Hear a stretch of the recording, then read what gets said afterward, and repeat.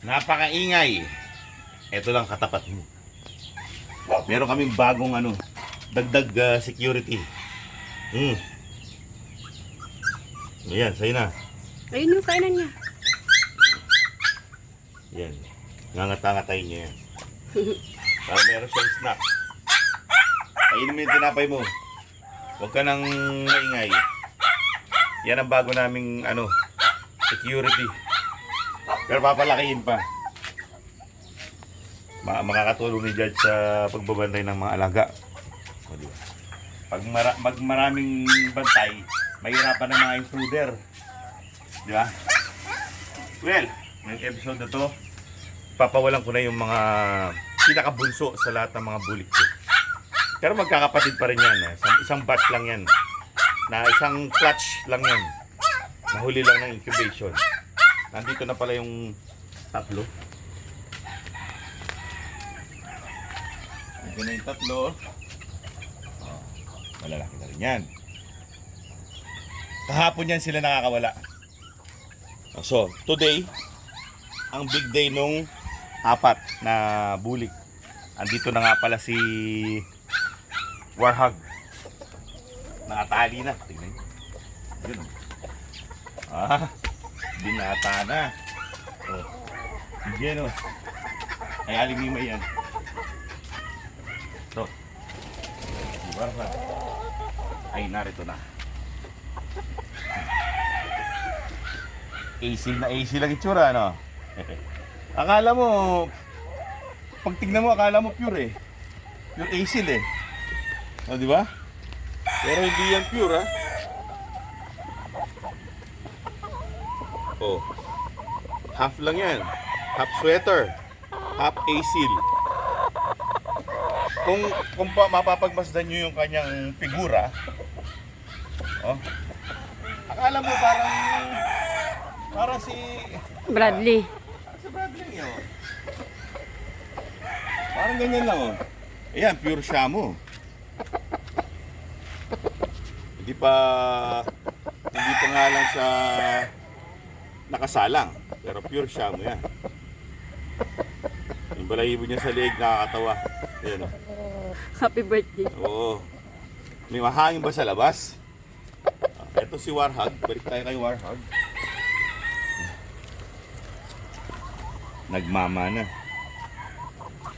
Ayan. Pero maamo yan siya. Si Judge. O, mas Huwag ka maamo dyan. to. Sa mismong kusa lalapit. Yeah. Pogi, no? Hindi ko siya kumbaga sa hindi ako pamilyar sa mga ASIL talaga. Although si Bradley isang Shamu eh. So talagang mabigat yan sila. Hindi ko pamilyar sa ASIL yung laki. Kung gaano siya magiging kalaki. Yung mga half ASIL hindi ko pamilyar kung gaano magiging kalaki siya. Pero yung una kong half ASIL, si Crocodile, sa mga regular na nanonood, nung napapanood niyo siya dati, hindi ganyan ang itsura niya. Malayo sa itsura ni Warhog si Crocodile. Mas mukhang parang na yung itsura nun eh, parang Texas na eh. Yung mukha lang yung malaki lang yung ulo niya. Pero hindi na rin mukhang asil yung ulo. Para kang nakakita ng native. Parang ganun. Pero yung katawan pang Texas kasi mahaba ang buntot niya. Maganda yung buntot niya, malalapad yung mga buntot niya, malalapad yung hibla. Mahaba. Katawan Texas pati tindig. Malaki lang yung ulo. Ito naman, mukha siya talagang ASIL.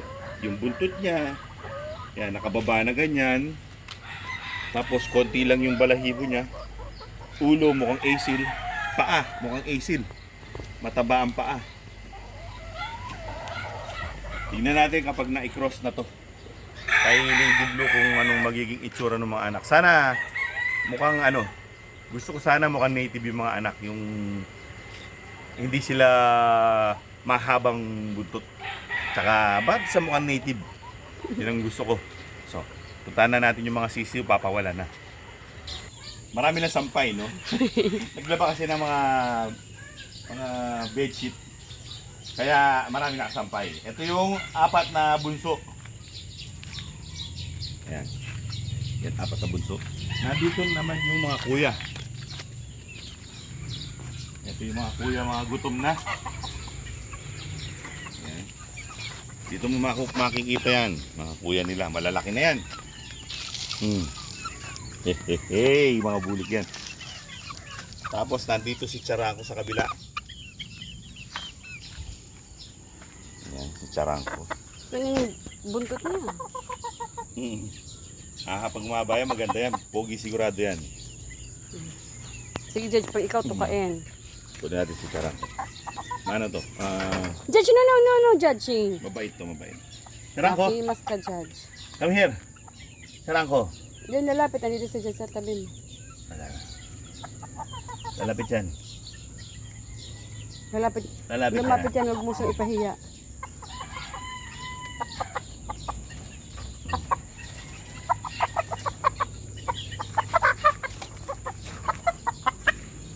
Sakit ang katawan nito. Kaya kala mo, kaya nanunuka-nuka siya, pero hindi naman siya nagmaman fighter. Ayun yung buntot niya, sabay-sabay na tumutubo. Sakit yun.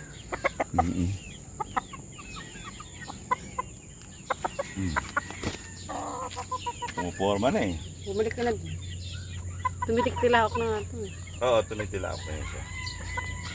Ito mga to, kulang lang ng hawak. Pero mababait to. Kapag ito lagi nahahawakan, di ito magtutuka-tuka. Patingin ako. Guwapo eh oh. No? Sige. Malaking manok to pag ito'y gumulang na. Yung nagmama na. Ngayon pala malaki na siya eh. Mahabang paa. No. Dito ka na muna sa yung baluarte. Wala akong matutulusan pa sa kanya kaya dito muna siya sa fly pen. Ito yung mga kapawalan.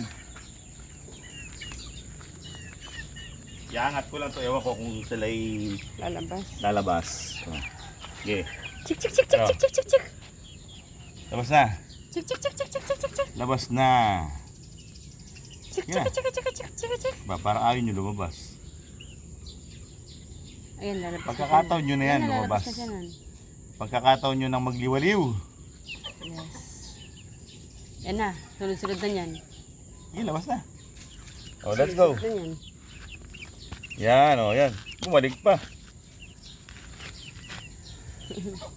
Papasok pa yung isa. Sige, labas. Asa na ba kayo? Kayo na nga pinapalabas eh. Inangat ko na yung kanilang running pen. Ayaw pa nila lumalabas. May lalabas para papasok.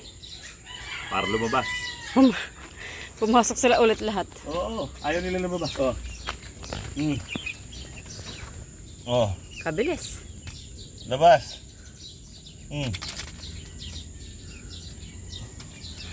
Isa pa.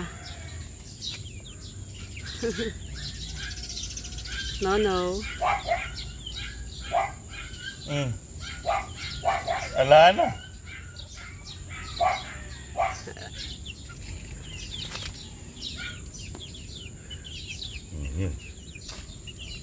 Sige.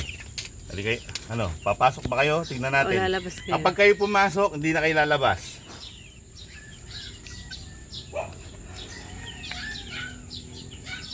Yun! Alright! Kayo na nga lang pinapalabas eh. Yung mga kuya nyo eh, gusto lumabas, kayo ayaw lumabas. Tingnan mo.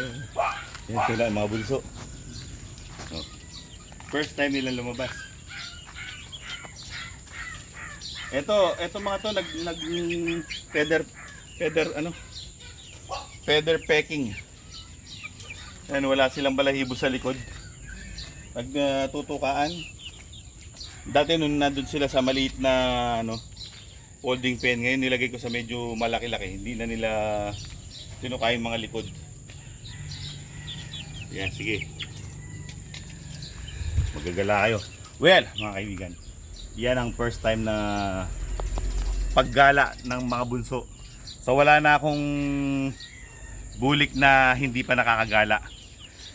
Everyday, iba yung nakaschedule. Bukas yung mga kuya naman. The next day, yung pangalawa. Tapos yung mga bunso.